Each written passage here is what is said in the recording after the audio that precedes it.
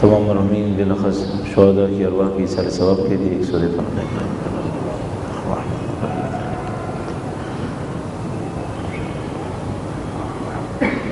بار دیگر درود بھیجے گا محمد و آل محمد.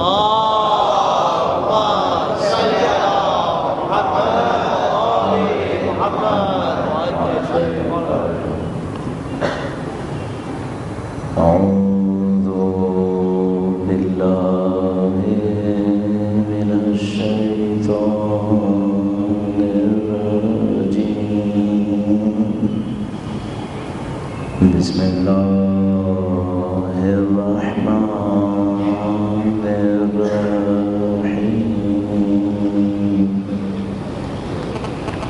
الحمد لله رب العالمين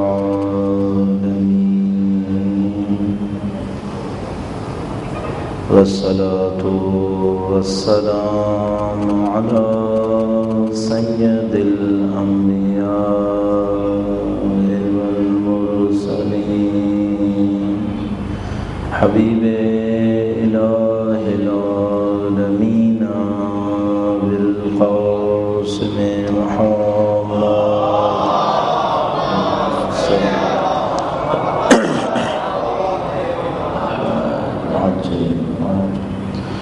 وعلى آله الطيبين الطاهرين سيما بقية الله في الأراضين. قال الله تعالى في كتابه الكريم بسم الله الرحمن الرحيم.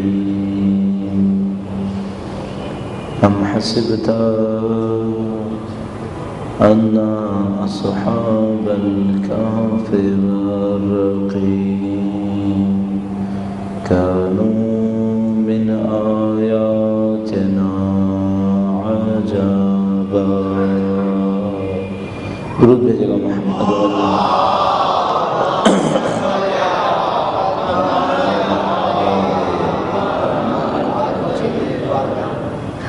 پروردگار عالم کا انتہائی احسان ہے، اس کا شکر ہے. اس نے ہمیں اور آپ کو اہل بیت اطہار علیہ السلام کے مکتب سے وابستہ کیا ہے، اس فکر سے، اس شعور سے، اور پروردگار کے اندر جہاں کہیں بھی پہنچا ہے قربانی دینے والے لوگ موجود ہیں، جانثاری کرنے والے لوگ موجود ہیں. ان تمام ارواح کی بلندی کے لیے، ان تمام انسانوں کی مقامات کی درجات کی بلندی کے لیے جنہوں نے اہل بیت اطہار علیہ السلام کی فکر کی خاطر جانیں دی ہیں، اور اس خواہش کے ساتھ کہ خدا کے مطابق ہمیں اور آپ کو بھی اس سعادت کو حاصل کرنے کی توفیق نصیب فرمائے. درود بھیجے گا محمد و آل محمد.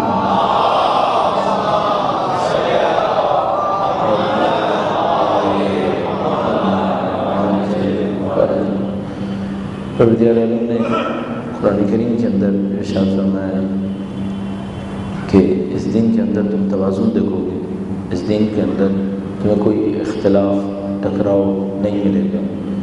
فرماتا ہے لو کان من عند غیر اللہ لوجدوا فیہ اختلافا کثیرا. اگر یہ اللہ کے سوا کسی اور کی طرف سے ہوتا تو اس کے اندر اختلاف بہت زیادہ ہوتا، اس کے اندر ٹکراؤ ہوتا. 23 سال میں ایک کتاب نازل ہوئی ہے، پہلے دن سے لے کر آخری دن تک جس عظیم الشان ہستی کی زبان سے کتاب جاری ہوئی ہے وہ یتیمی سے لے کر عرب کی سربراہی تک پہنچا ہے. اللہ کے رسول نے زندگی کے جو دور گزارے 23 سال کے اندر، آپ ذرا تصور فرمائیں جب پہلی وحی نازل ہوئی ہے تو 2 چاہنے والے ساتھ ہیں، ایک بی بی خدیجہ اور ایک مولا امیر المومنین صلی اللہ علیہ وسلم.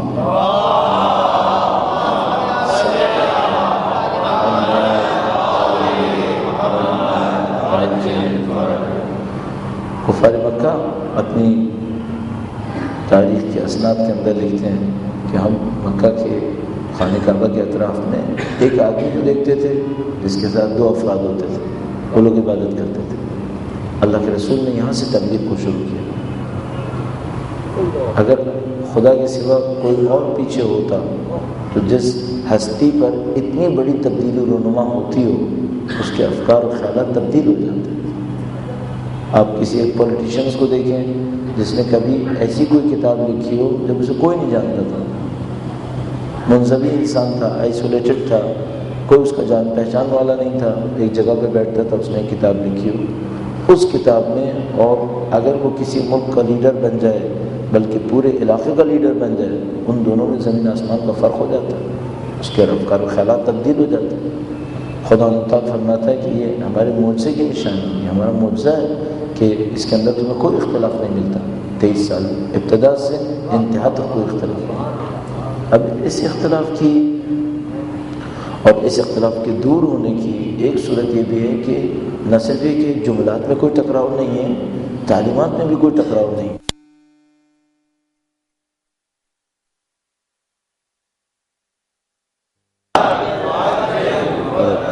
بار دیگر درود بھیجے گا محمد وآل محمد۔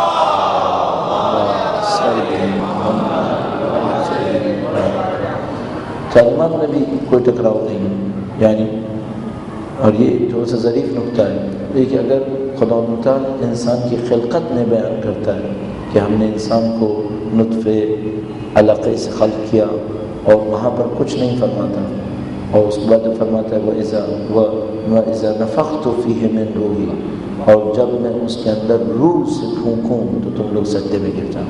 انسان نے جسم کی خلقت کو اہمیت نہیں دی، جب روح کا اضافہ کیا ہے تو فرمایا تھا تبارک اللہ احسن الخالقین، کتنا اچھا ہے خدا خلق کرنے والا۔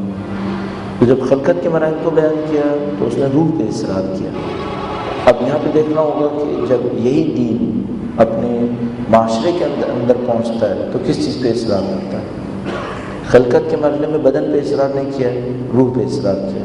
جب معاشرے کے اندر پہنچے تو 3 ویلیوز بنائیں، ان ویلیوز کے احترام کا حکم دیا۔ اور اگر میں ان 3 ویلیوز کو بھی آپ کی خدمت میں عرض کروں تو آپ یہاں پر تھوڑا سا رک کر اپنے آپ سے بھی پوچھے گا آپ کی زندگی میں ویلیوز کیا ہیں، آپ کن ویلیوز کا احترام کرتا ہے؟ خدا تعالیٰ خلقت کے بارے میں کہتا ہے جسم کی حیثیت نہیں، کائنات کے معاملے میں کہتا ہے دنیا کی کوئی حیثیت نہیں۔ جب جسم اور دنیا کو نکال دیا، اب جو سسٹم آف ویلیوز بنا ہے، اگر وہ سسٹم آف ویلیوز اس کے خلاف ہو تو یہ ہو جائے گا ایک نظام کے اندر اختلاف، کہ جب خلقت کی بات کر رہے تھے تو کہا تھا جسم کی کوئی حیثیت نہیں ہے، اور جب ویلیوز کے اندر آئے تو جسم کو ویلیو دے دی، تو یہ ٹکراؤ ہو جائے گا سر۔ یا اسی طریقے سے کہا کہ بھئی جسم کی کوئی حیثیت نہیں ہے اور دنیا کی کوئی حیثیت نہیں ہے، اور جب معاشی نظام میں پہنچے تو کہے سب حیثیت پیسے کی ہے، تو یہ ٹکراؤ ہو جائے گا۔ اللہ نے ایسا نہیں کیا۔ جب خلقت کے مرحلے میں تھے تو کہا جسم کی حیثیت نہیں ہے، روح کی حیثیت ہے، اور جب روح کی حیثیت ہے تو معاشرے کے اندر بھی 3 ویلیوز کے اوپر اللہ نے اصرار کیا۔ اور عزیزان محترم، جو میں ہمیشہ ایک اصول آپ کی خدمت میں عرض کرتا ہوں، اگر خدا کی احکام کے اوپر کمپرومائز کریں گے، اس کے احکام، تو جس چیز کی خاطر کمپرومائز کریں گے اس سے بے عزتی آئے گی، اس سے بے عزتی آئے گی۔ اس کی مثال میں بھی آپ کی خدمت میں عرض کروں گا، پہلے ویلیوز عرض کر دوں، درود بھیجے گا محمد وآل محمد۔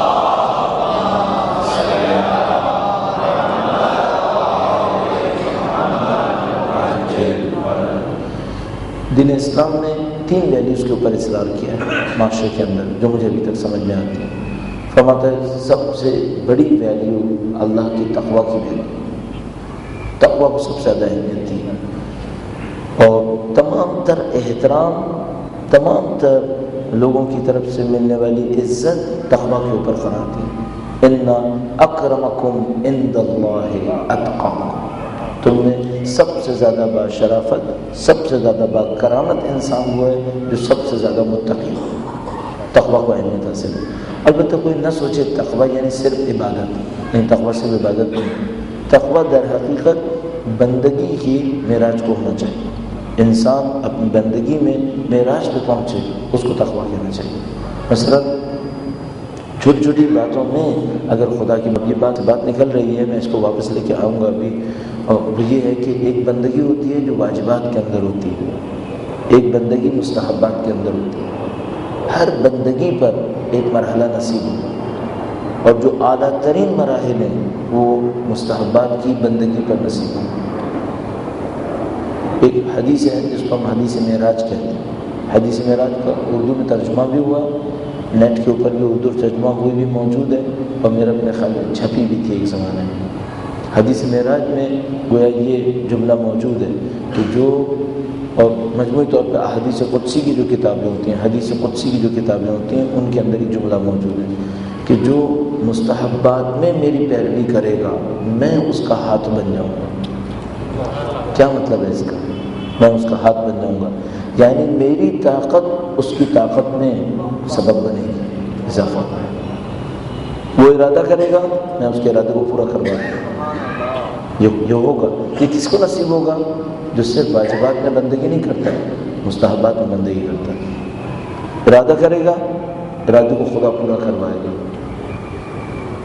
اب تصور فرمائیں، ہم بہت سارے ایسے معجزات جن کو اہل بیت سے سنتے ہیں اور کہتے ہیں یہ اہل بیت اطہار علیہ السلام کا بڑا معجزہ ہے، ان کے شاگردوں میں بھی بڑے معجزے بہت بڑے ہیں۔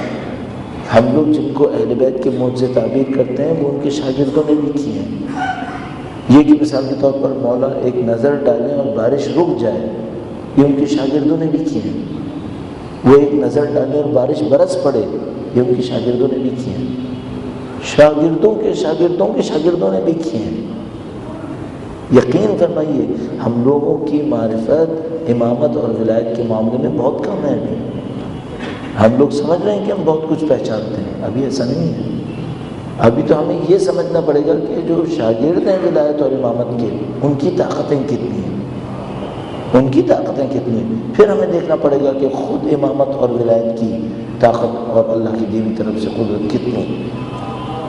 ہم بس واقعات موجود ہیں، اتنے واقعات موجود ہیں جو میں آپ کی خدمت میں عرض کرتا چلوں۔ ایک واقعہ آپ کی خدمت میں عرض کرتا ہوں، درود بھیجو محمد علیہ۔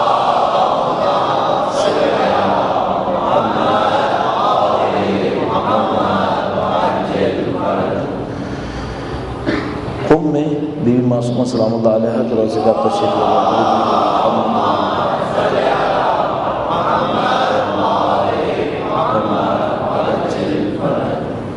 بات سے بات نکلے چلی جا رہی ہے، میں واپس آؤں گا ابھی۔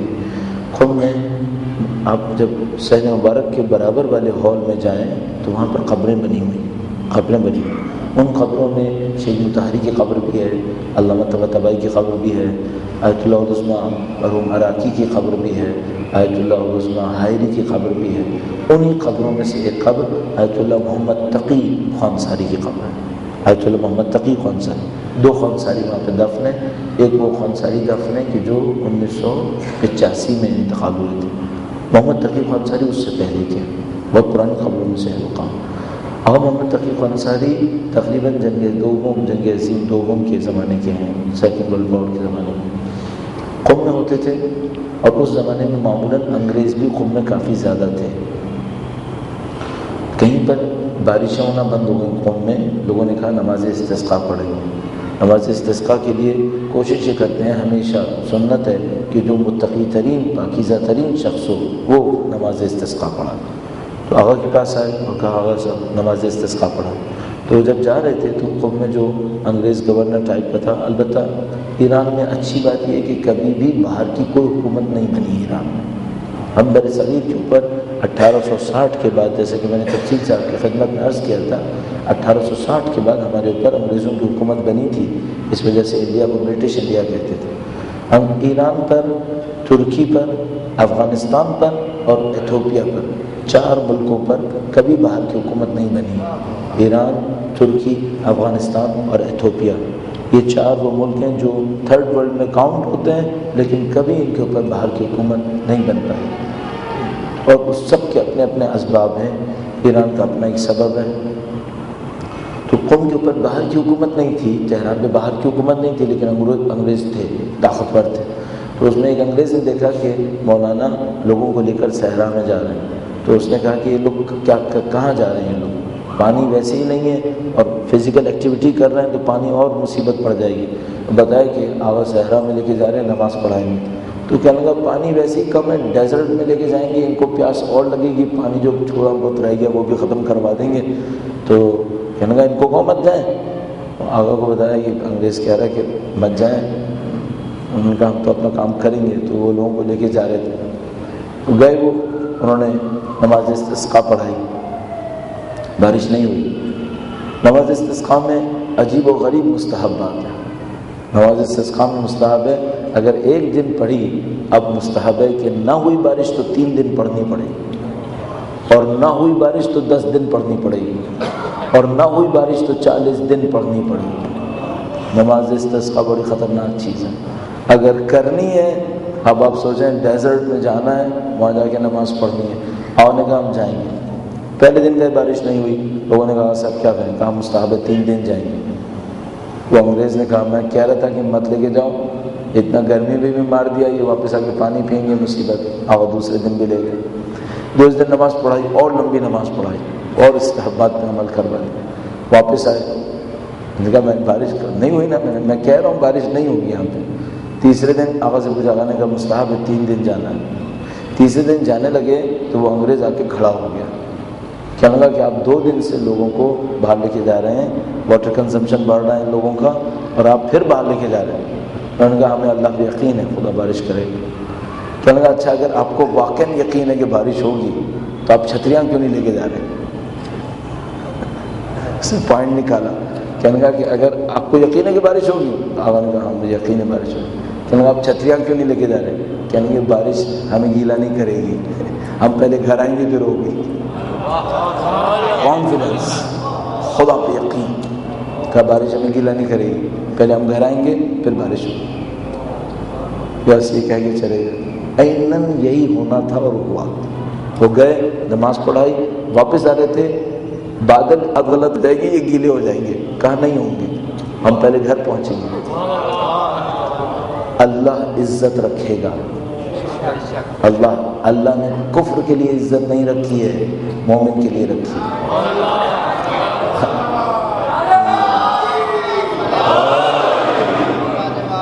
ساری عزتیں صاحبان ایمان کے لیے. ان تمام علماء اور ایسے علماء عرفاء خدمت گزاران اہل بیت کی ارواح کی بلندی کے لیے درود بھیجیں. محمد وعلیہ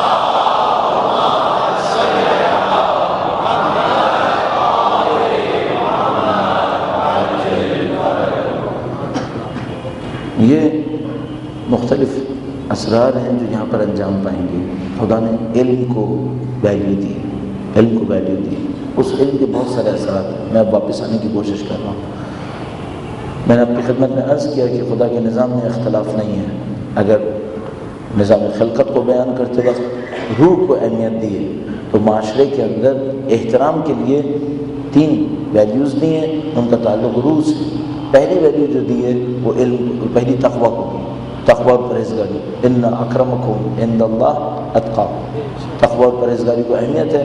جو تقویٰ اور پرہیزگاری رکھے گا اس کو خدا عزت دے گا, اس کی بات کو خدا نے تعالیٰ پورا کروائے گا. دوسری ویلیو جو خدا نے تعالیٰ نے دی ہے علم کو دی ہے. کوئی ممکن ہے کہ علم اور تقویٰ میں کیا فرق ہے؟ انشاءاللہ خدا نصیب کیا تو ابھی کوشش کروں گا کہ علم اور تقویٰ کے مختلف درجات کو ہم بیان کر سکیں انشاءاللہ, کیونکہ ہمارا موضوع اسلام کا تربیتی نظام ہے. اور تربیتی نظام کے اندر ہم یہ عرض کرنا چاہیں گے کہ کس چیز کی ہمیں تربیت کرنی ہے. علم کے بہت سارے درجات ہیں جو میں بھی آپ کی خدمت میں عرض کروں گا. علم کے کچھ درجات ایسے ہیں جس میں عمل نہیں ہے. علم کے کچھ درجات وہ ہیں جن کے اندر عمل ہے. ان درجات کے بغیر اس ٹائپ کا علم حاصل نہیں ہو سکتا. کچھ علوم ایسے ہیں جو بغیر عمل کے حاصل ہو سکتے ہیں, کچھ علوم ایسے ہیں بغیر عمل کے حاصل نہیں ہو سکتے. وہ علم اور عمل دونوں ساتھ مل جائیں, یہ تقویٰ بن جائے گا. تقویٰ بنے گا. خاص علم اگر عمل کے ساتھ مل جائے تو پھر تقویٰ بنتا ہے. یہ تقویٰ پرائم ویلیو رکھتا ہے اسلام کے اندر.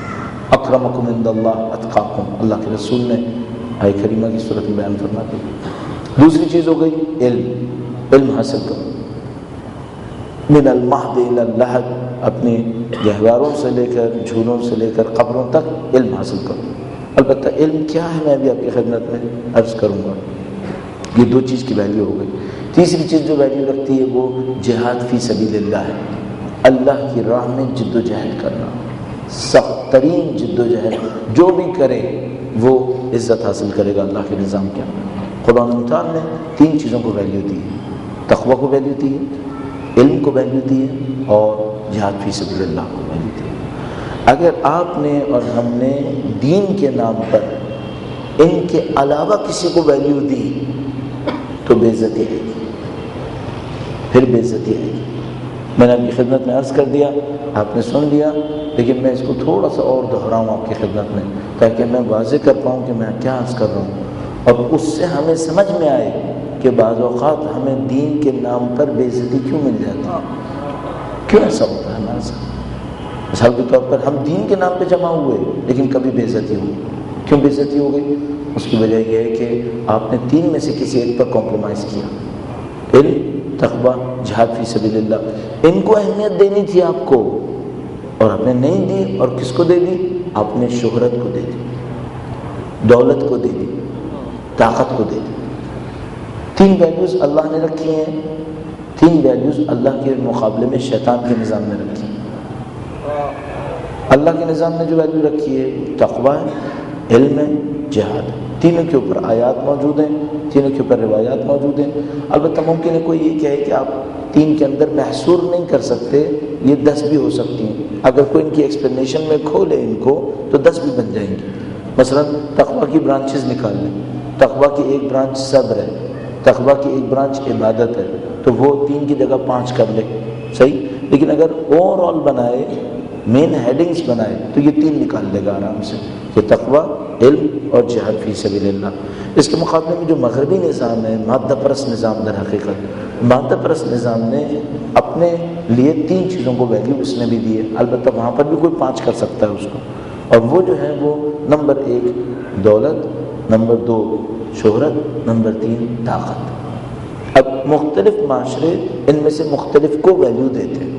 مثلا شاید برطانیہ کے معاشرے میں شہرت کو دولت اور طاقت سے زیادہ اہمیت حاصل ہے، امریکہ کے معاشرے کے اندر شاید دولت کو ان دونوں سے زیادہ اہمیت حاصل ہے، لیکن دوسرے معاشروں میں کچھ اور بھی ہو سکتا ہے۔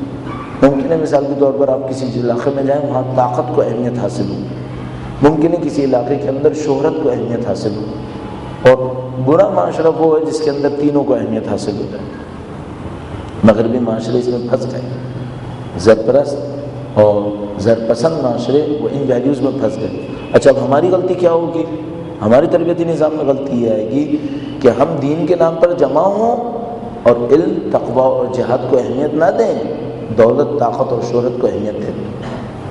اچھا، آپ کہیں یہ تو ہو ہی نہیں سکتا، اگر کوئی دین کے نام پہ جمع ہوا ہے تو دولت، طاقت اور شہرت کو اہمیت کیسے دے گا؟ میں بھی آپ کی خدمت میں جسارتاً عرض کروں گا، انشاءاللہ خدا متعال ہمیں اور آپ کو دین پہ چلنے کی سعادت نصیب فرمائے انشاءاللہ۔ درود بھیجے گا محمد علیہ وسلم۔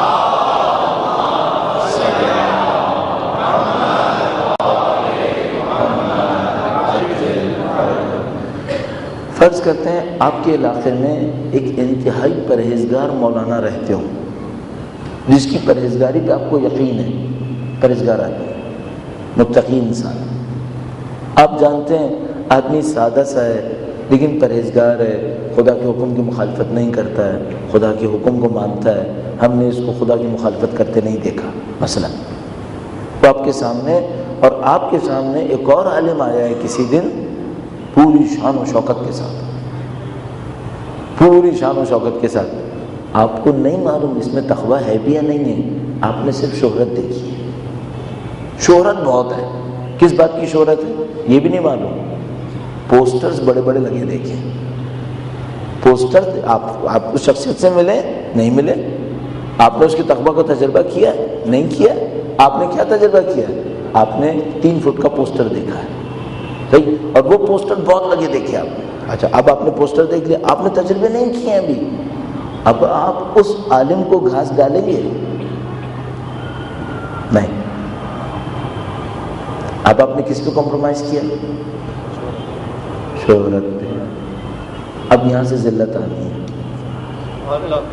کاش آپ تقویٰ پہ تقویٰ کا احترام کرتے۔ وہ جو آنے والا ہے باہر سے، عین ممکن ہے وہ متقی ہو، تو پوسٹر کی وجہ سے احترام نہ کریں، تقویٰ کی وجہ سے احترام کریں۔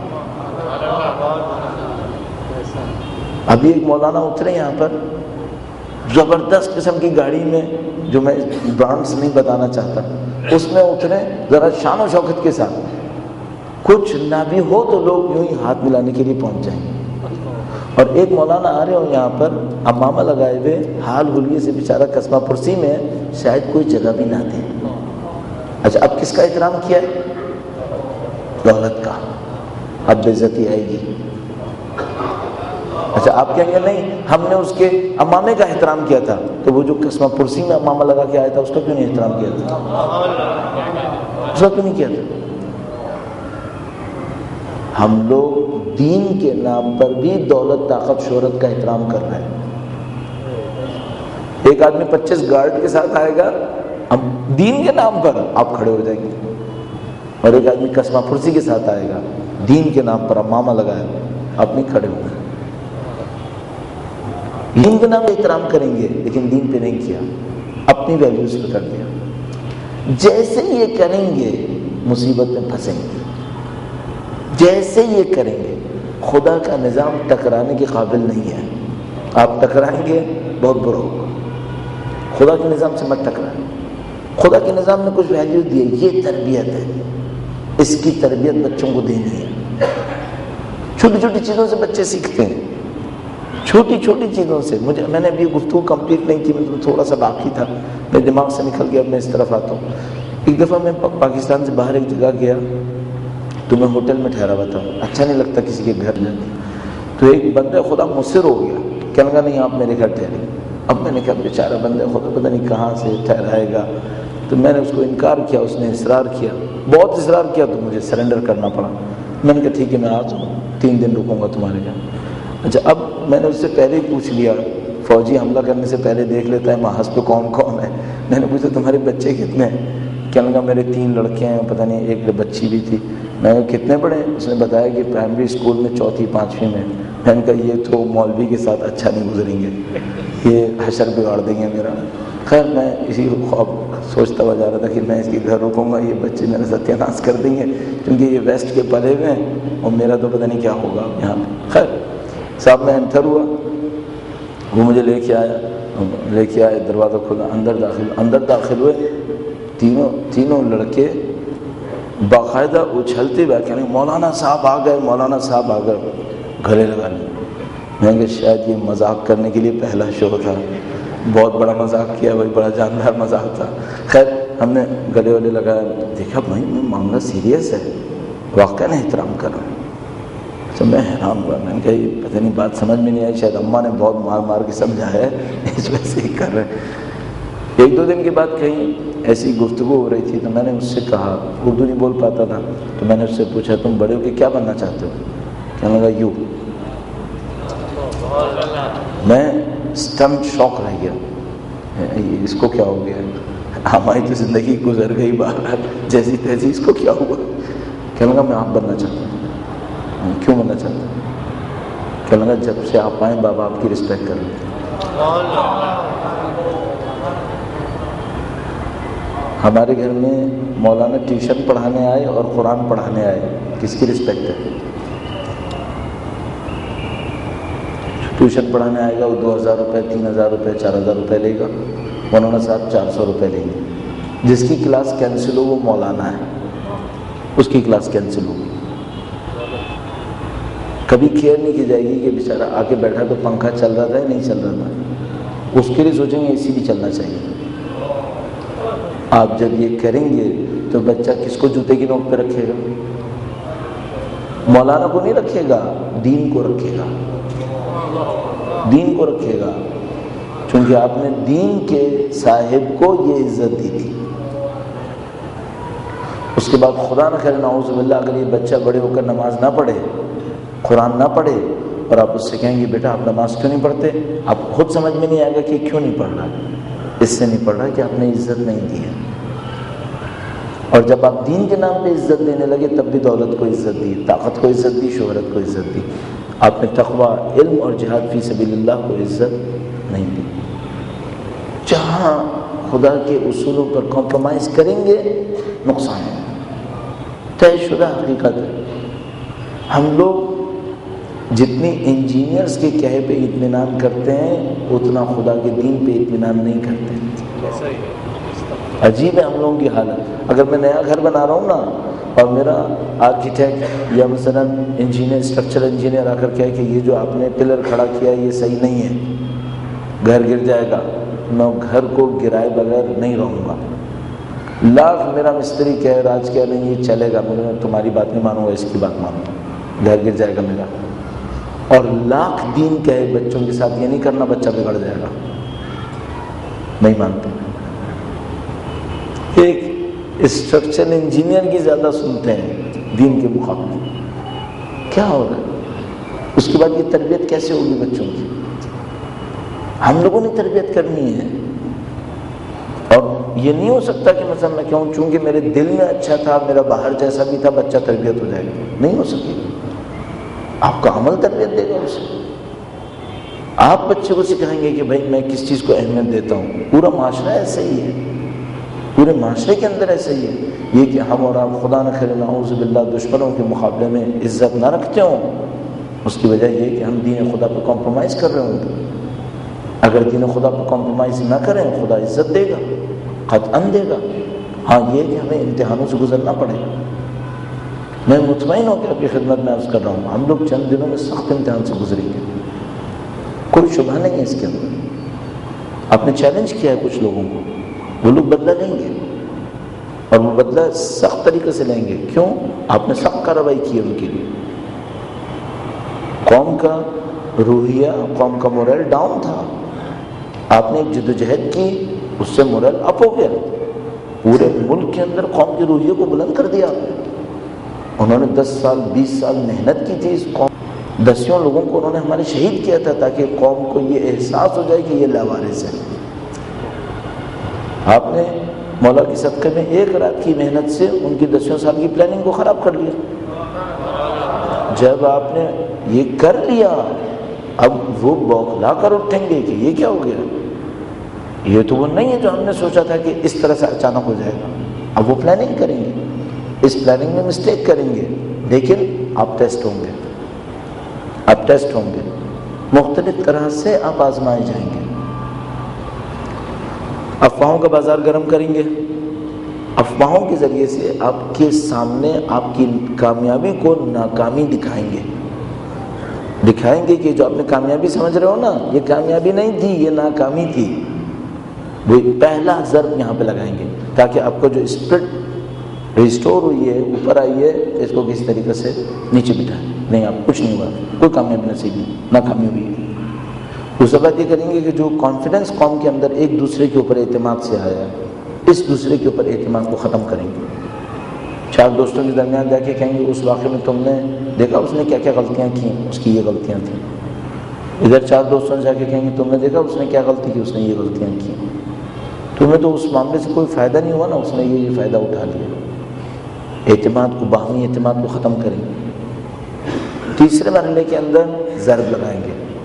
میرا اپنا خیال یہ ہے، میرا اپنے یہ خیال ہے یہ اس وقت پہلے 2 مرحلے میں کامیاب نہیں ہو سکیں گے. میرا اپنے یہ خیال ہے یہ لوگ ہمارے مورل کو جو ہائی ہوا ہے یہ ڈاؤن نہیں کر پائیں گے، نمبر 1. نمبر 2 ہمارے اندر اس وقت جو یونٹی آئی ہے اس وقت نہیں توڑ پائیں گے، اس وقت نہیں توڑ پائیں گے.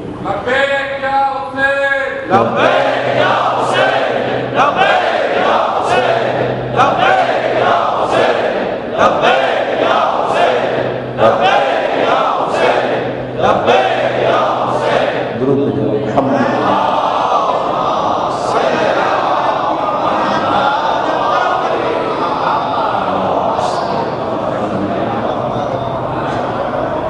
ان 2 مرحلے میں ناکام ہوں گے. معذرت کے ساتھ میں بعض اوقات جب ایسی باتیں کرتا ہوں نا تو ایک آدھ دوست مجھ سے کہتے ہیں تم منجمین کی طرح بات کرنے لگتے ہو، جیسے تمہیں ستارے دیکھ کر چال دیکھ کے بتا رہے ہو کہ بھائی یہ نہیں. بھائی کون ستارے کی چال جانتا ہے یہاں پہ؟ ہم نے صرف یہ سمجھ میں آتا ہے کہ ایک بہت سادہ کیلکولیشن کا طریقہ کار آپ بھی کر سکتے ہیں آرام سے، کوئی ایشو نہیں ہے. اپنے آپ کو دشمن کی جگہ بٹھائیں اور سوچیں کہ جو دشمن کے پاس ٹولز ہیں وہ آپ کے پاس ہوں تو آپ کیا کریں گے. پھر یہ جان لیں کہ وہ آپ پہ رحم نہیں کھائے گا، اس سے بدتر کرے گا. صحیح. دو دشمن لڑ رہے ہیں، معذرت کے ساتھ مجھے مجلس کے اندر یہ باتیں کرنی پڑ جاتی ہیں، میں بعض اوقات خود اپنے بارے میں سوچنے لگتا ہوں شاید مجھے نہیں کرنا چاہیے، لیکن مجھے ڈر یہ لگنے لگتا ہے کہ اگر یہاں پہ نہیں کروں گا تو پھر کہاں پہ کروں گا، لہٰذا مجھے کہیں نہ کہیں کر لینا پڑتا ہے۔ درود محمد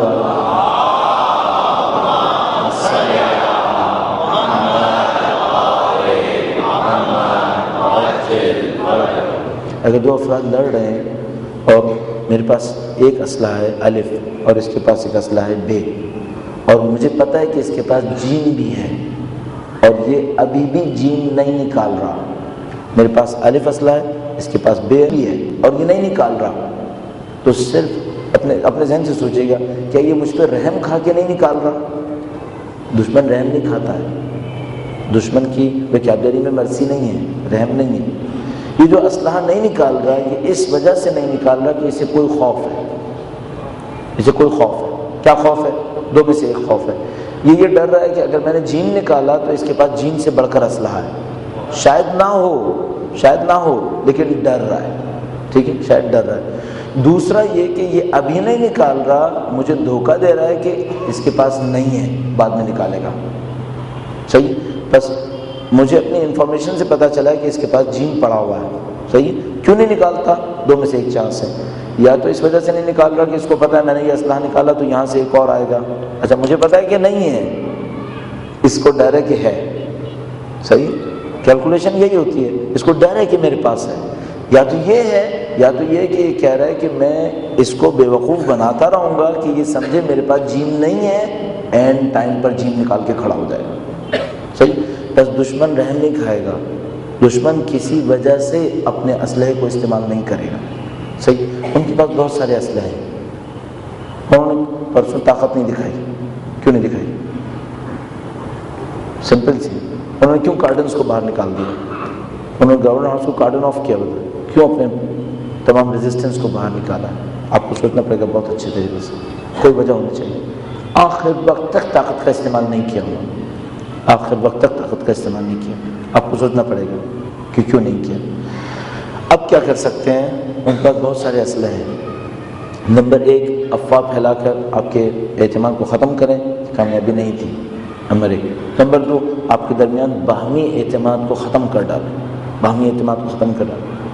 اچھا، باہمی اعتماد سے میرا مطلب وہ لوگ ہیں جو اس وقت لیڈ کر رہے تھے اور وہ لوگ جو اس وقت پارٹیسپیٹ کر رہے تھے، ان کے درمیان سنکرونائزیشن ہو گئی ہے، وہ سنکرونائز ہو گئے تھے، وہ جس کو وہ توڑ نہیں پا رہے تھے بار بار کوشش کے باوجود، وہ چاہیں گے کہ اس ٹائم پیریڈ میں اس سنکرونائزیشن کو توڑ دیں کسی طریقے سے۔ یہ دو کام ابھی نہیں کر پائیں گے۔ تیسرے لیول میں وہ کریں گے، کچھ حاضرین میں سے اور کچھ لیڈرز میں سے جو وہاں نہیں تھے اور ان کے کام آ سکتے تھے، اب انٹر کریں گے، اب انٹر کریں گے۔ اس کے بعد کسی ایسے مارکے میں پھنسائیں گے جو ہمارا میدان نہیں ہوگا، وہ قوم کے ساتھ یہ کریں، ایک سین بنائیں گے، اس کے اندر نیچے اور اوپر اپنے بندے انٹر کریں گے، اپنے بندے انٹر کریں گے اور باقی لوگوں کو بھی بلا لیں گے کسی طریقے سے۔ اس کے بعد ایک ایسی جگہ پہ لا کے پھنسا کے کھڑا کر دیں گے جہاں پہ نہیں آنا چاہیے تھا، اس کے بعد خود پیچھے ہٹ جائیں گے، اب جھیلو، یہ ہمیں اس میں پھنسائیں گے، صحیح؟ ہم بہت ہوشیار ہوئے، اس میں نہیں پھنسیں گے، یہاں چانس 50-50، پھنسیں گے یا نہیں پھنسیں گے، یہ ہماری ہوشیاری کے اوپر ہوگا۔ تیسرا لیول، چوتھے لیول میں وہ یہ کریں گے کہ ان کے اوپر ہم نے ایک ضرب لگائی تھے، یہ ہم پہ محنت ہوئی تھی، ہم پہ محنت کریں گے، ہمارے اندر سے کام کر رہے ہیں۔ چوتھے لیول کے اندر ان کے اوپر ضرب لگی ہے، ان کی بے عزتی ہوئی ہے، ان کے دو سیکشنز کو آپ نے بہت بری طرح ڈیمیج کیا ہے، ایک اس پارٹی کو اور ایک اس فوجی افسر کو، آپ نے دو کو بہت بری طرح ڈیمیج کیا ہے۔ دونوں ریٹیلیٹ کریں گے، دونوں انتقام لیں گے۔ وہ کیسے انتقام لیں گے؟ وہ آپ کو پھنسا دیں گے۔ آپ نے ایک FIR کاٹی ہے، وہ 50 کاٹ دیں گے۔ ہم لوگوں کی جو ٹیم اندر گئی، اس سے کہا کہ تم ایک FIR کاٹ رہے ہو، تمہارے خلاف یہ لوگ 50 کاٹیں گے۔ الحمدللہ ہمارے ایک عالم نے کہا میں پہلا آدمی ہوں جس کی تم ابھی کاٹ لو،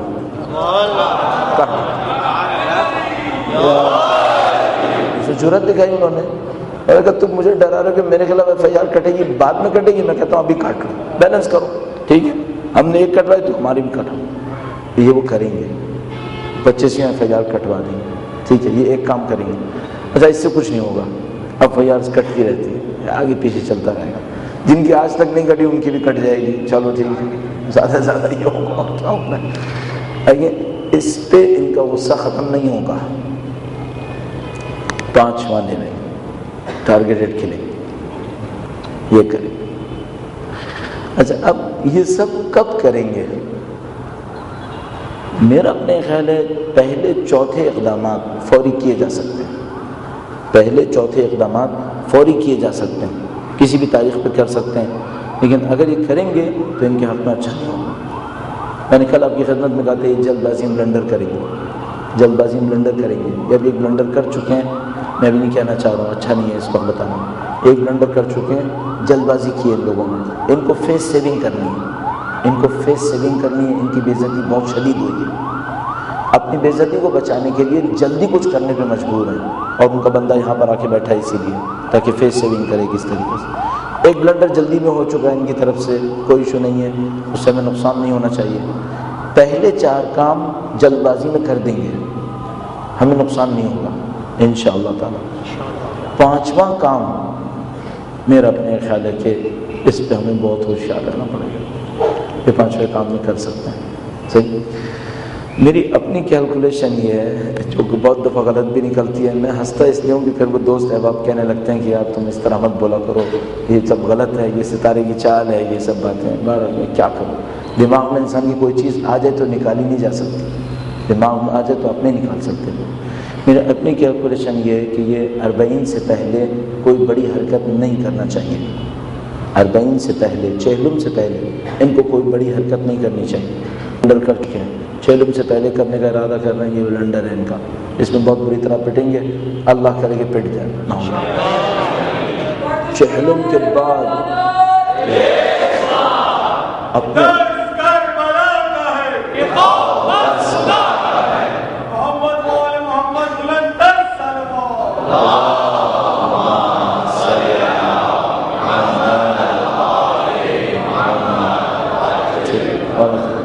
چہلم سے پہلے کچھ نہیں کریں گے، نہیں کرنا چاہیے، عقل مند ہوتے تو نہیں کرتے، لیکن بے عقل بھی تو ہیں بہرحال، تو وہ بھی کر سکتے ہیں۔ بلنڈر ہوگا اگر چہلم سے پہلے کیا، چہلم پہ ہماری طاقت ہے، چہلم پہ ہماری طاقت ہے، ان کو سیکھنا پڑے گا انشاءاللہ۔ دوسرا مسئلہ یہ کہ چہلم کے بعد کیا کریں گے، پھر چہلم کے بعد ہم کیا کریں گے پھر؟ مین وائل اسی دوران ہمیں اپنی لیگل ٹیم کو بہت اسٹرانگ کرنا پڑے گا، اس کو بہت ہمارے قانون دان حضرات سے بہت کھیل چکے ہیں، انہوں نے ہمارے بہت اچھے افراد قانون دان حضرات اس کم کیے ہیں، پروردگار عالم ان سب کی بھی حفاظت فرمائے انشاءاللہ۔ ہمیں اپنی لیگل ٹیم کو اسٹرانگ کرنا پڑے گا، چونکہ FIRs کا بڑا سلسلہ شروع ہوگا، بہت لمبا کام شروع کر دیں گے، یہ لوگ کر سکتے ہیں، کر سکتے ہیں، نہیں کرنا چاہیے ان کو، عقل مند ہوں تو نہیں کرنا چاہیے، لیکن یہ کر سکتے ہیں۔ چہلم کے بعد کیا ہوگا؟ ہمیں چہلم کے بعد کے لیے ایک پوائنٹ، ڈکلیئرڈ پوائنٹ اناؤنس کرنا پڑے گا جو ہمارا شو آف اسٹرینتھ ہونا چاہیے۔ ہم لوگوں کے ساتھ اس وقت مشکل یہ ہے، ہمارے پاس شو آف اسٹرینتھ کے چند پوائنٹس ہیں، یہ تو چند دن پہلے جو ہوا وہ ایک دم ابل کے ہو گیا، ٹھیک ہے نا، وہ ان پلانڈ تھا، اور بعض اوقات ایسا ہوتا ہے کہ ہمیں سامنے والے کو دکھانا پڑتا ہے کہ میرے پاس کون سا اسلحہ ہے، یاد رکھنا یہ ہے میرے پاس، اس لیے نہیں کہ میں استعمال کروں گا، اس لیے کہ اس کو پتہ چلے کہ میرے پاس یہ ہے اور استعمال کر سکتا ہوں، ٹھیک ہے۔ تو ہم نے ایک اسلحہ گاڑی کی کھڑکی سے باہر نکال کے رکھا ہوا ہے، اور وہ کیا ہے؟ چہلم کا دن، ہمارے پہ چہلم کا دن ہے، خود ہوشیار ہے، بہت برا ہوگا اگر اس سے پہلے کچھ کیا، ٹھیک ہے۔ ہمیں ہر مہینے کوئی ایک کام کرنا پڑے گا، یا ہر 2 مہینے پہ کوئی ایک کام کرنا پڑے گا۔ میں نے آپ کی خدمت میں سب کچھ کھول کے بیان کر دیا، یا ہمیں شب چہلم، یا ہم چہلم کا دن ہماری اسٹرینتھ کا دن ہے، تو اس کو کچھ نہیں کر پائیں گے، وہ ہماری طاقت کا دن ہے، اس سے پہلے ہم کو کوئی بڑی غلطی نہیں کرنی چاہیے، اس کے بعد غلطی کرنے کی کوشش کریں گے، تو ہم یہ کریں کہ ہم اس کے بعد کے لیے کوئی ایک ایسی اناؤنسمنٹ بچا کے رکھیں کہ جس دن شو آف اسٹرینتھ کنفرم ہو، کنفرم، مثلا چہلم کے دن کنفرم شو آف اسٹرینتھ ہے، چیلم کا دن ہمارے ہاتھ میں، ٹھیک، اس سے پہلے یہ کچھ نہیں کریں گے چونکہ ان کو پتہ ہے یہ ان کی طاقت ان کے ہاتھ میں ہوگی. تو ہمیں ان کو چیلم سے لے کر آگے تک جو کہ 13 رجب ہے، صحیح، تو کافی بڑا گیپ آ رہا ہے، صحیح. ربیع الاول، ربیع الثانی، جمادی الاول، جمادی الثانی، رجب، 5 مہینے کا گیپ. ہمیں اس 5 مہینے کے گیپ کو 2 حصوں میں تقسیم کرنا پڑے گا. 2.5 مہینے پر یا 1.5-2 مہینے پر ہمیں ایک ایونٹ، ایسا اناؤنسڈ ایونٹ بتانا پڑے گا جس کی دھاک ان کے اوپر رہے اور ان کو پتہ ہو کہ ہم سے کوئی غلطی کی تو ہم اس میں فائدہ اٹھائیں گے، صحیح. ہمیں اس طرح کی کوئی کام کرنے پڑ جائیں گے ان کے ساتھ، صحیح. اور اگر ہم نے نہیں کیا تو یہ سوچ رہے ہوں گے کہ ہمارے پاس 4 مہینے کا فاصلہ ہے میدان میں آنے تک کے لیے، اور اس دوران میں یہ کہیں گے موقع اچھا ہے، 4 مہینے بعد جمع ہوں گے، بیچ میں پھونک دو ان کو، صحیح. ہم ان کو ایک چیز ڈکلیئر کر کے دیں کہ دیکھو چیلم ہمارے پاس ہے، اگلا پوائنٹ پھر یہ ہمارے پاس ہے، اس کے بعد اگلا پوائنٹ پھر وہ ہمارے پاس ہے، ٹھیک ہے. اس طرح سے کچھ پوائنٹس ان کو دینے پڑیں گے تاکہ ان کو اچھی طرح سمجھ میں آئے کہ ہم خاموش نہیں بیٹھیں گے. اچھا، ایک اور مسئلہ یہ ہوتا ہے، ٹائم بھی کم ہے ہمارے پاس، وہ یہ کہ آپ نے ایک اسلحہ دکھا دیا ہے، کچھ چھپا کے بھی رکھنا ہے یا نہیں رکھنا ہے. اسٹریٹجی کہتی ہے کہ رکھنا ہے. اسٹریٹجی کہتی ہے کہ آپ کی دھمکی اسی وقت کارگر ہو سکتی ہے جب کوئی اسلحہ ایسا ہو جو استعمال نہیں ہوا ہے، صحیح. یہ پورے 8 سال جنگ ایران عراق کے اندر ایک اسلحہ تھا جو استعمال نہیں ہوا، اور وہ اسلحہ یہ تھا کہ ولی فقیہ جہاد کا حکم دے. یہ 8 سال میں استعمال نہیں ہوا. امام خمینی حیات تھے، وہ کہتے تھے جنگ پہ جانا ضروری ہے، جہاد واجب ہے، یہ نہیں کہتے تھے، یہ نہیں کہتے تھے، حکم جہاد نہیں دیتے تھے. یہ وہ اسلحہ تھا جو 8 سال تک بچا کے رکھا، اور بار بار دھمکی دیتے تھے کہ دیکھو اگر معاملہ بہت خراب ہو نا حکم جہاد آئے گا، اور جب حکم جہاد آئے گا تو پوری دنیا میں میرا جو ماننے والا ہے وہ تمہاری جانوں کو عذاب کر دے گا. حکم جہاد آتا تو کیا ہوتا، یہاں پر جو ہم اور آپ بیٹھے تھے ہم پہ لڑنا واجب ہو جاتا. پھر ہم پہ واجب ہوتا ہے کہ ہم تمام مصلحتوں کو بالائے طاق رکھتے ہوئے جو کچھ کر سکتے ہیں کر ڈالیں. حکم جہاد بہت بڑی طاقت ہے شیعہ کے پاس، شیعہ کے پاس بہت کچھ ہے. اہل بیت نے اس قوم کو لاوارث نہیں چھوڑا ہے، بہت کچھ دے کے رکھا ہے. اس کو اہل بیت کی عظمت پہ درود بھیجے محمد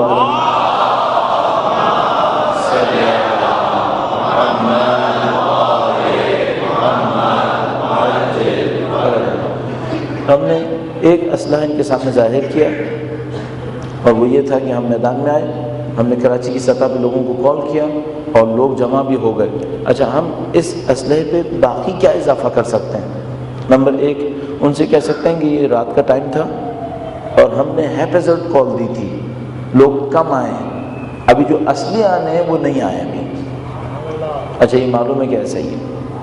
رات کو آپ 11 بجے لوگوں سے کہہ رہے ہیں، 12 بجے کہہ رہے ہیں کہ وہ اٹھ کے آئے. کچھ لوگ آ پائیں گے، کچھ لوگ نہیں آ پائیں گے، طے شدہ بات. لیکن اگر پلانڈ کال ہو تو کتنے لوگ آئیں گے؟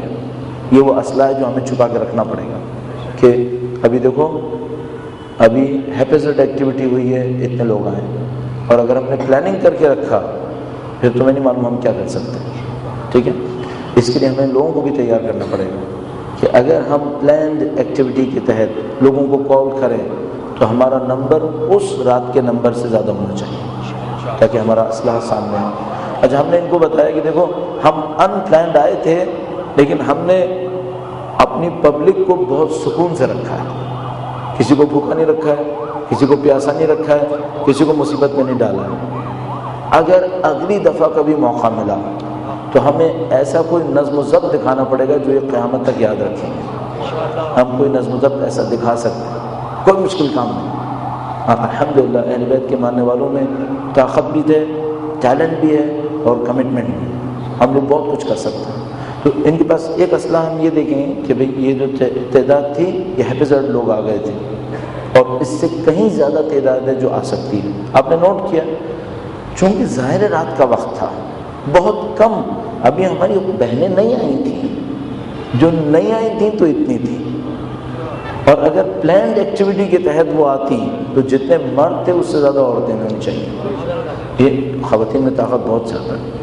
میں آپ کو اگر آپ اسٹوڈنٹ کے طور پر بھی لیں تو میں آپ کو اسٹوڈنٹ کے طور پر عرض کر رہا ہوں سوشل سائنسز کی، ہماری خواتین میں طاقت بہت زیادہ ہے، بہت زیادہ، ایرانی خواتین میں بھی بہت ہے، بہت زیادہ، لیکن الحمدللہ میں جتنا بھی اس سوسائٹی میں انالیسس کرتا ہوں ہماری خواتین کے کردار پر مردوں سے زیادہ ہے، کنفرم مردوں سے زیادہ ہے، کنفرم۔ تمام کراچی کے اندر جتنے بھی اعضاء کے اندر مرد آتے ہیں اس سے زیادہ اعضاء میں عورتیں آتی ہیں، اس سے زیادہ اعضاء میں عورتیں، خواتین کا کردار اچھی ہے، اور آہستہ آہستہ ہماری خواتین کو عادت ہوتی جا رہی ہے اپنا کردار ادا کرنے کی۔ روز قدس میں دیکھیں آپ کیا عالم ہوتا ہے، جلوسوں کے اندر دیکھیں آپ کس طرح سے خواتین آتی ہیں، اور ماشاءاللہ پردے دار خواتین آتی ہیں۔ واقعاً خدا کا نظام پردے دار عورت کی غیرت کے سامنے بچھ جاتا ہے، خدا کا نظام۔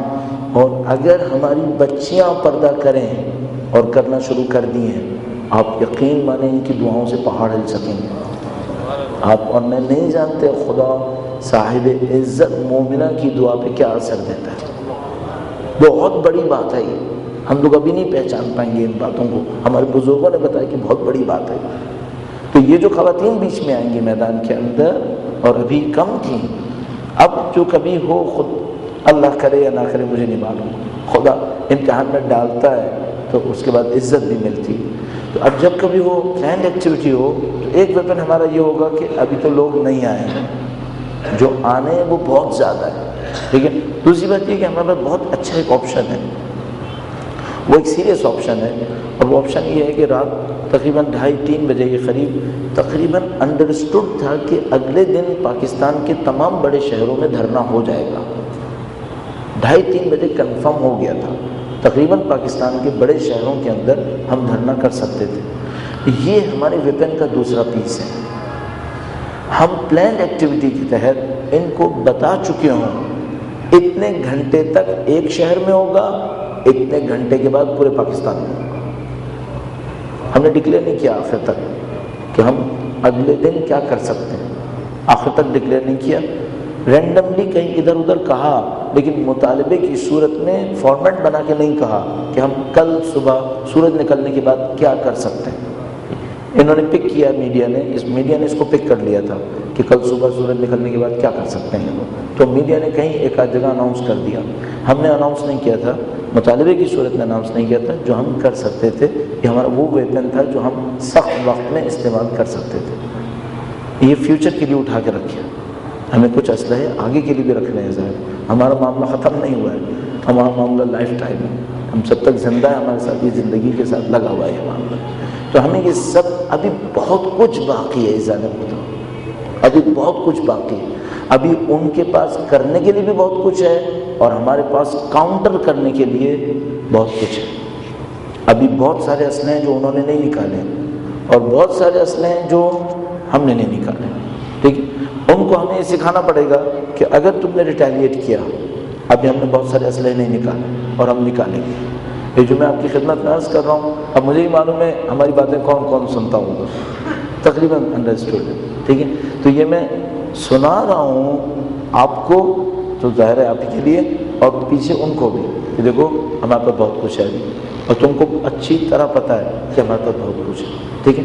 ہم لوگ پیسفل لوگ ہیں، ہم نے کوئی خرابی نہیں کی، ہم نے کوئی توڑ پھوڑ نہیں کی، اور اس پیسفل کے ساتھ پاورفل بھی ہیں، ہم پیسفل ہیں اور ہم پاورفل ہیں، اور جب کبھی اپنی طاقت کو چاہیں گے اہل بیت اطہار علیہ السلام کی نظر لطف کے صدقے میں اپنی طاقت کو استعمال بھی کریں، ٹھیک ہے۔ اس اطمینان کے ساتھ ان کو کہتے ہیں کہ ہم یہ تمام چیزیں کر سکتے ہیں، ان چیزوں میں ہمیں نہ کوئی لاجسٹک کی ایشو ہے، نہ ہمیں ارادے کا کوئی ایشو ہے، نہ ہمیں دین کی طرف سے کوئی رکاوٹ ہے، اور نہ ہمارے جذبوں کے اندر کوئی کمی ہے، یہ سب کچھ ہمارے بس میں ہے۔ ان لوگوں کو اطمینان دلانے کے لیے لبیک یا حسین، لبیک یا حسین، لبیک یا حسین، لبیک یا حسین، لبیک یا حسین، لبیک یا حسین، لبیک یا حسین، لبیک یا حسین، لبیک یا حسین، لبیک یا حسین،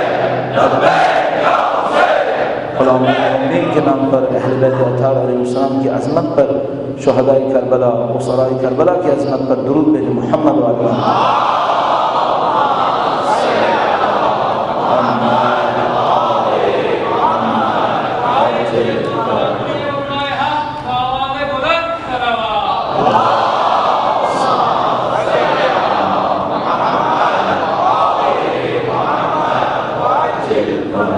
محترم، بغیر کسی تکلف اور تعارف کے، پاکستان کے اندر جو بہت بڑی خوبی ہے بالاخص اہل بیت کے چاہنے والوں میں، یہاں عوام میدان میں ہے۔ یہاں کی خوبیوں میں سے ایک خوبی ہے، یہاں عوام میدان نہیں چھوڑتی ہے، عوام میدان نہیں چھوڑتی۔ جب میں اب تک سمجھ پایا، یہاں خواص میدان چھوڑتے ہیں، یہاں خواص میدان چھوڑتے ہیں، عوام میدان نہیں چھوڑتی ہے۔ اب جب کہ آپ نے اتنا بڑا کام کر لیا ہے، اب مصیبتوں کے لیے تیار رہیے۔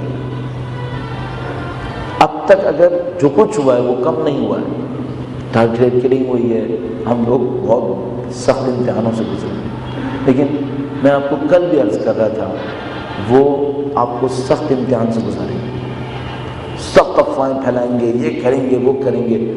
اب تو آپ نے چیلنج کر دیا ہے نا، اب میدان چھوڑنے کی راستے نہیں ہیں پھر یہاں پر، آپ کو ڈٹ کے کام کرنا پڑے گا۔ آپ کو شعور دکھانا پڑے گا۔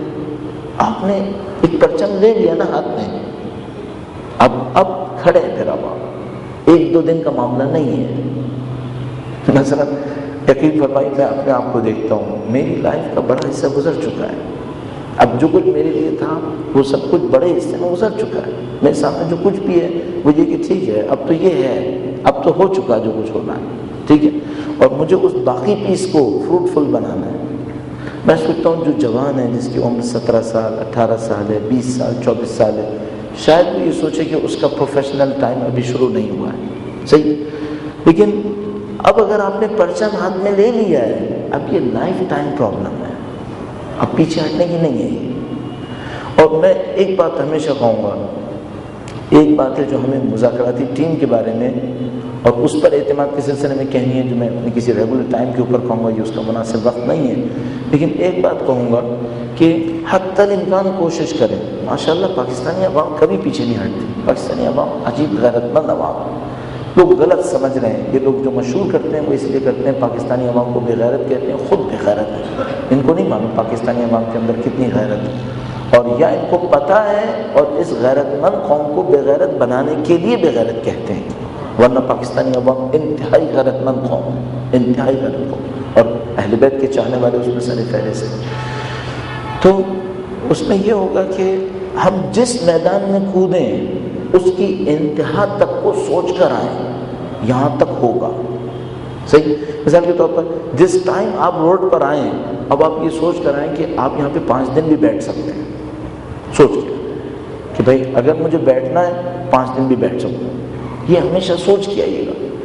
ماشاءاللہ میں کہہ رہا ہوں جذبے میں کوئی کمی نہیں عوام کی، اور مجھے نہیں معلوم اس رات اللہ نے کہاں سے اسپرٹڈ لوگ بھیج دیے تھے، واقعہ عجیب ہو گیا تھا، لیکن میں آپ سے عرض کر رہا ہوں اب جب کبھی بھی میدان میں اترے ہیں یہ سوچ کے اترے گا لمبی مدت کا کام ہے، لمبی مدت کا کام لمبی مدت کا سوچ کے آئیے ہمیشہ۔ ایک بات یہ، دوسری بات یہ سوچ کے آئیے گا کہ بھائی کبھی نہ کبھی جیل جانا ہے، ہمیشہ سوچ کے آئے، ہمیشہ کہ بھائی چلو ایک دفعہ نہیں گئے، ایک دفعہ آنسو گیس نہیں کھائی، ایک دفعہ لاٹھی نہیں کھائی، کبھی تو کھانی ہے، ٹھیک ہے۔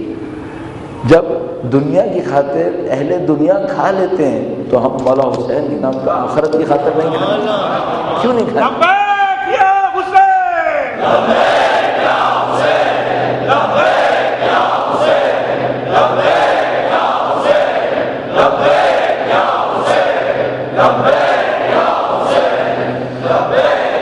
محمد وعلی محمد۔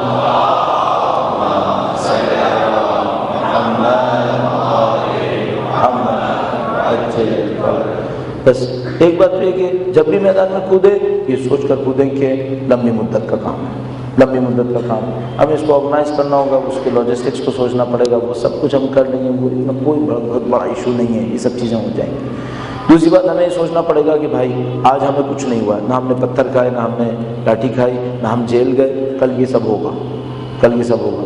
تیسری بات جو الٹیمیٹلی سوچنی ہے وہ یہ کہ ہم نے شہید ہونا ہے۔ اس کو وہ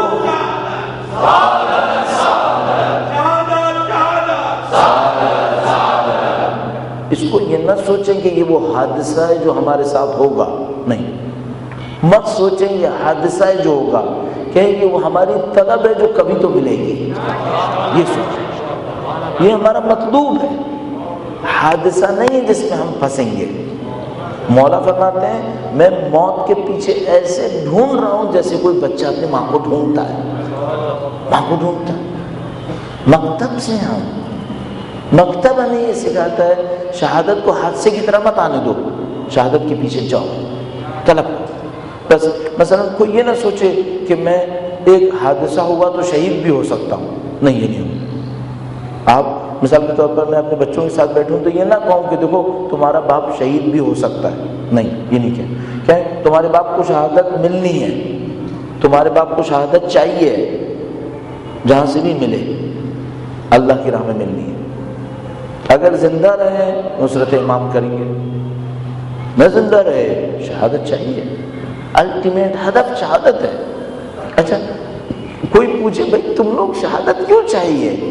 اس لیے کہ زندگی کا اس سے بڑھ کر کوئی راز نہیں ہے کہ موت خدا کے لیے آئے۔ زندگی کا ایک راز ہے، ایک اوپن سیکرٹ، وہ کہ زندگی کا ایک اینڈ ہے، ایک اوپن سیکرٹ ہے۔ اللہ کا بھی منکر ہے، موت کا کوئی منکر نہیں ہے، سب کو پتہ ہے کہ مرنا ہے، ایک اوپن سیکرٹ ہے کہ بھی سب کو پتہ ہے مرنا ہے۔ اب جب کہ پتہ ہے کہ موت قطعاً ہے، دو چانسز ہیں، بے اجر موت یا با اجر موت۔ با اجر موت یہ آخری انویسٹمنٹ ہے، یا 10 سال 15 سال زندگی گزارتی ہے، ایک دن مجھے مرنا ہے، اس ایک دن کو جو مرنے کا اسٹائل ہے اس پہ اجر لوں یا بغیر اجر کے جاؤں؟ بھائی کون احمق کہے گا کہ بغیر اجر کے جاؤ؟ اجر لے کے جاؤ، اجر لے کے جاؤ۔ اچھا یہ بھی سب کو پتہ ہے کہ موت کا ہمارا اور آپ کا طے شدہ دن لکھا ہوا ہے، یہ ایک ہے، ریالٹی ہے، سب نے مرنا ہے، سب کا دن لکھا ہوا ہے، صرف کس طرح مرنا ہے، کس طرح میں کیا مطلب، یعنی کس نیت سے مرنا ہے، یہ آپ کے ہاتھ میں ہے۔ اگر 40 سال عمر لے کر آئے 41 نہیں ملنی ہے، اور اگر موت میں لکھا ہے کہ اس کے سینے میں سوراخ ہوگا تو ہوگا۔ اب آپ کی مرضی ہے سینے میں سوراخ دولت کے لیے کروائیں یا حسینیت کے نام پہ کروائیں، آپ کی مرضی، صحیح۔ اچھا اب میرے جیسے آدمی کو کیا سوچنا چاہیے؟ مجھے یہ سوچنا چاہیے کہ دیکھو بھائی 39 ایئرس 365 ڈیز، اس کو میں 366 نہیں کر سکتا، یہ تو اللہ نے لکھ دیا ہے، وہ تو مجھے ہوگا ہی ہوگا، ٹھیک ہے۔ اب وہ جو میں آخری دن ہے اس کو ضائع کروں یا اس پہ کماؤں؟ اور مزے کی بات یہ ہے کہ اس دن کی جو کمائی ہے وہ پوری زندگی پہ بھاری ہے، وہ موت ایک ایسا اجر دے رہی ہے جو میں پوری زندگی سجدوں میں پڑا رہا ہوں، مجھے نہیں ملنی ہے، اس موت نے ایک اجر دینا ہے مجھے۔ اس موت کی بہت فضیلتیں ہیں، بہت فضیلتیں ہیں۔ اس موت کی خوبصورتیوں میں سے ایک خوبصورتی یہ ہے کہ اگر مرنے والا سچا ہوا تو سید الشہداء خود آئیں گے، واللہ اس موت کی خوبصورتیوں میں سے ایک خوبصورتی ہے، اگر کوئی شہید مرے گا تو شہیدوں کے سردار امام حسین ہیں، سید الشہداء۔ سردار اپنے فوجی کو تنہا نہیں چھوڑتا ہے، اس سردار نے وعدہ کیا ہے کہ میں آؤں گا۔ اس سے خوبصورت موت کون سی ہو سکتی ہے؟ شہادت حادثہ نہ بنے، شہادت طلب بنے، کیونکہ مجھے سید الشہداء کی اگر زانوں پر سر رکھ کے مرنا مل جائے، اس سے پڑھ کے مجھے کیا چاہیے؟ میرے پاس باتیں موجود ہیں ہمارے پاس روایتوں کے اندر، یہ جتنے شہداء کربلا تھے ان سب کو پتا تھا کہ سید الشہداء ہمارے سردار ہیں، دنیا میں بھی آخرت میں بھی۔ اور مثلا کوئی تصور کرے کہ سید الشہداء حضرت قاسم کے سردار ہیں، حضرت اکبر کے سردار ہیں، میں اپنے لیے سوچتا ہوں مثلا میں کس کو ٹارگٹ بناؤں کہ اس کا مرنے کا انداز مجھے بہت خوبصورت لگے۔ تو ہمیں معلوم ہے حضرت قاسم علیہ السلام کوئی عظیم الشان حقیقت ہے، حضرت علی اکبر کوئی عظیم الشان حقیقت ہے، لیکن میں صرف اس لمحے کو سوچتا ہوں جب جون مرنے کے لیے سیاہ فام حبشی غلام اہل بیت اطہار کا چاہنے والا ان کے راستے میں کھڑا ہوا ہے۔ سید الشہداء نے کہا کہ دیکھو جون، ہم غلاموں کو آسانی کے لیے رکھتے ہیں، سختی کے لیے نہیں رکھتے، سخت وقت ہے تم چلے جاؤ۔ کہا مولا کیا میرا کالا رنگ پسند نہیں آیا؟ میں سیاہ فام ہوں، اسے بدبو آتی ہے، اس لیے بھیجا، کیوں بھیج رہے ہیں مجھے؟ ساری زندگی آرزو کی کہ آپ کی راہ میں مروں، آپ کی کوئی خدمت کر دو۔ گویا سید الشہداء نے نہیں پوچھا، لیکن جون نے اپنی آرزو خود بتائی۔ کہا میں نے تو سوچا تھا کہ میں آپ کی راہ میں مروں گا، میرا کالا جسم سفید ہو جائے گا، میرا بدبودار جسم خوشبو دے گا، آپ مجھے محروم کیوں کر رہے ہیں؟ سید الشہداء تڑپ گئے، گویا کہا جاؤ تم جاؤ اور اپنے کام انجام دو۔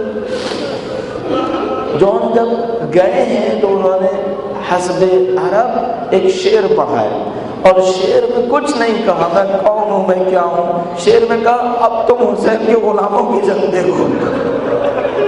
اب ہم غلام ہیں، ہم حسین کے غلام ہیں، اب کچھ بھی نہیں، ہم حسین کے غلام ہیں۔ جنگ کی زمین پر گرے، یہ بہت مؤدب غلام ہوتے تھے، بہت مؤدب غلام ہوتے تھے۔ سب جو رشتہ داروں میں سے تھے، عرب کے بڑوں میں سے تھے، وہ کہتے تھے السلام علیکم یا ابا عبداللہ، یا مثلا اشارہ ہوتا تھا کہ مولا آئیں گے میرے پاس۔ مجھے نہیں معلوم جون نے گرتے وقت کچھ کہا یا نہیں کہا، یہ بھی نہیں معلوم۔ شاید بیچارے غلام نے سوچا ہو کہ کہاں میرا مولا آئے گا، کیوں اپنے مولا کو زحمت دوں، میں تو مر رہا ہوں، مر جاؤں گا۔ جب جون زمین پر گرے، لوگوں نے کہا ہم کون کا لاشا لاتے ہیں؟ سید الشہداء نے کہا سب بیٹھ جاؤ، میں خود جاؤں گا لاشا لاتے۔ عزیزان محترم، اپنی شہادتوں کو سوچے اور سوچے اگر حسین آ گئے لاشا لینے کے لیے۔ سید الشہداء نے کہا میں خود لاشا لینے آؤں گا۔ سید الشہداء گئے جون کے پاس، جون کے چہرے کے اوپر خون لگا ہوا تھا، جون کے چہرے کے اوپر مٹی لگی ہوئی تھی۔ سید الشہداء نے خود بیٹھ گئے، اپنے زانوں کے اوپر جون کا چہرہ رکھا اور جون کے چہرے پر سے مٹی اور خون کو صاف کیا۔ عزیزو اپنی شہادتوں کو سوچو، جب سید الشہداء تمہارے چہروں پہ سے خاک اور خون کو صاف کر رہے ہو اور کہہ رہے ہو میرا سپاہی آ گیا۔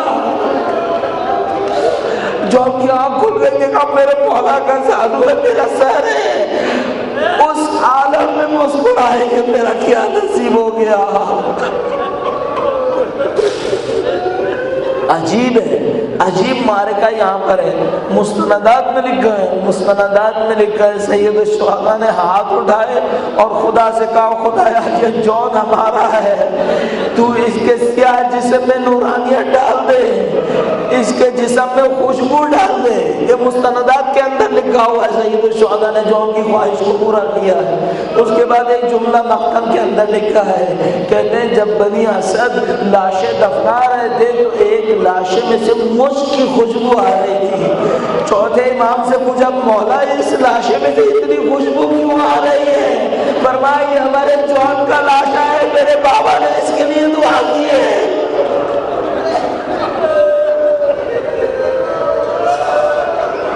پروردگارا تجھے واسطہ محمد و آل محمد کا اس دین کی راہ میں شہادت نصیب فرما، اہل بیت کی راہ میں شہادت نصیب فرما۔ تجھے واسطہ محمد و آل محمد کا ان قربانیوں کے صدقے میں اس قوم کو عزت نصیب فرما، اس قوم کو سرفرازی و کامیابی نصیب فرما۔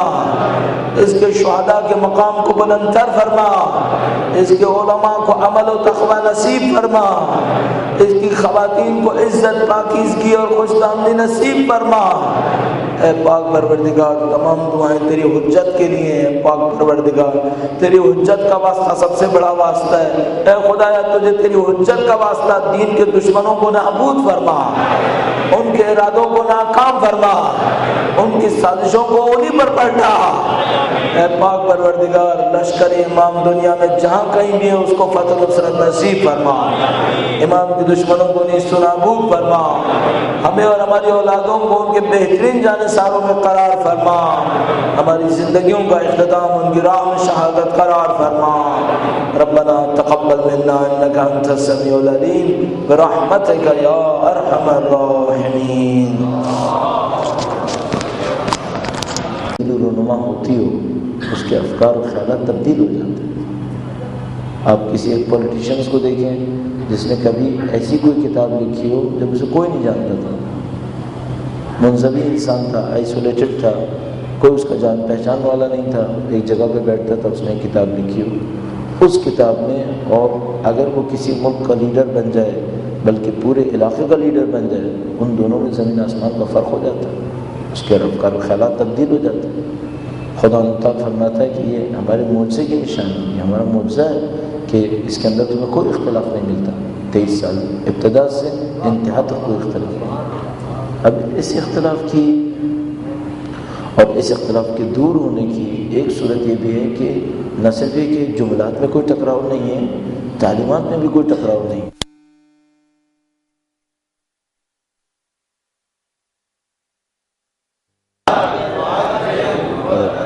بار دیگر درود بھیجے گا محمد و آل محمد۔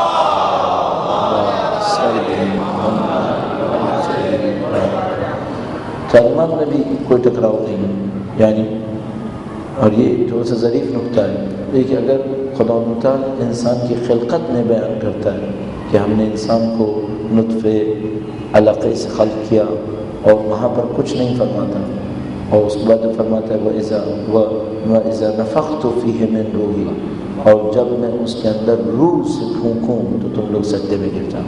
انسان نے جسم کی خلقت کو اہمیت نہیں دی ہے، جب روح کا اضافہ کیا ہے تو فرمایا تھا تبارک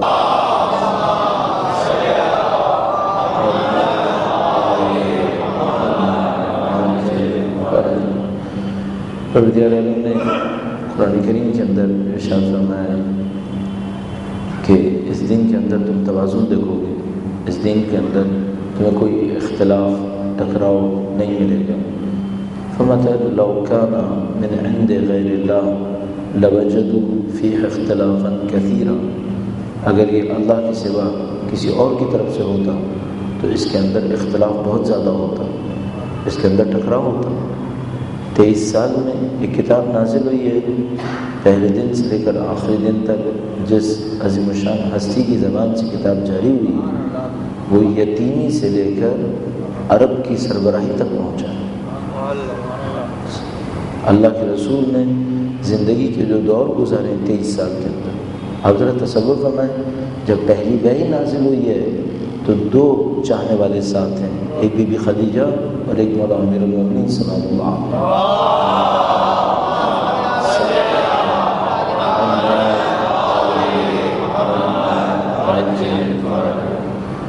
کفار مکہ اپنی تاریخ کے اسناد کے اندر لکھتے ہیں کہ ہم مکہ کے خانہ کعبہ کے اطراف میں ایک آدمی کو دیکھتے تھے جس کے ساتھ 2 افراد ہوتے تھے، وہ لوگ عبادت کرتے تھے۔ اللہ کے رسول نے یہاں سے تبلیغ کو شروع کیا۔ اگر خدا کے سوا کوئی اور پیچھے ہوتا تو جس ہستی پر اتنی بڑی تبلیغ، اللہ احسن الخالق، کتنا اچھا ہے خدا خلق کرنے والا، تو جب خلقت کے مراحل کو بیان کیا تو اس نے روح پہ اصرار کیا۔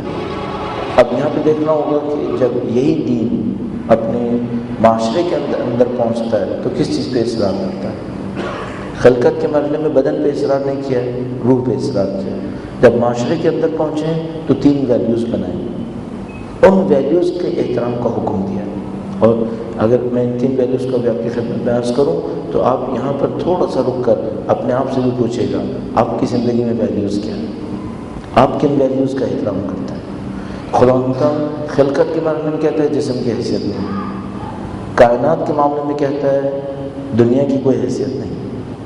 جب جسم اور دنیا کو نکال دیا، اب جو سسٹم آف ویلیوز بنا ہے، اگر وہ سسٹم آف ویلیوز اس کے خلاف ہو تو یہ ہو جائے گا ایک نظام کے اندر اختلاف، کہ جب خلقت کی بات کر رہے تھے تو کہا تھا جسم کی کوئی حیثیت نہیں ہے، اور جب ویلیوز کے اندر آئے تو جسم کو ویلیو دے دی، تو یہ ٹکراؤ ہو جائے گا سر۔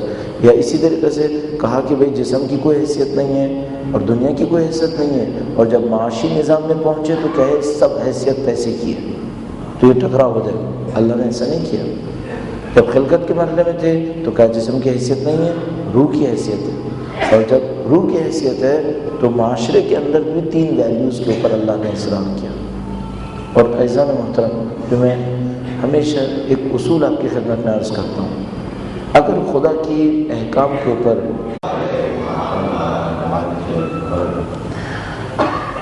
تمام مرحومین بالاخص شہداء کی ارواح کی سر ثواب کے لیے ایک سورہ پڑھنا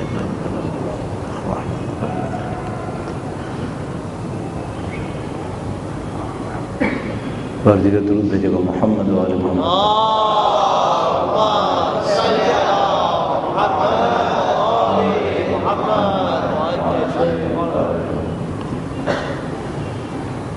أعوذ بالله من الشيطان الرجيم، بسم الله الرحمن الرحيم، الحمد لله رب العالمين،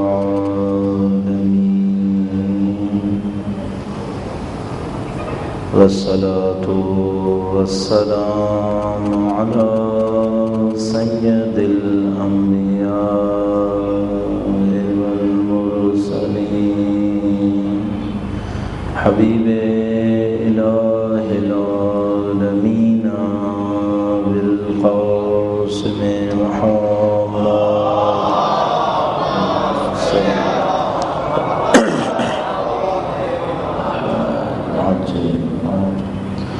وعلى آله الطيبين الطاهرين، سيما بقية الله في الأراضين۔ قال الله تعالى في كتابه الكريم، بسم الله الرحمن الرحيم، أم حسبت أن أصحاب الكهف والرقيم كانوا من آياتنا عجبا۔ درود بھیجے گا محمد و آل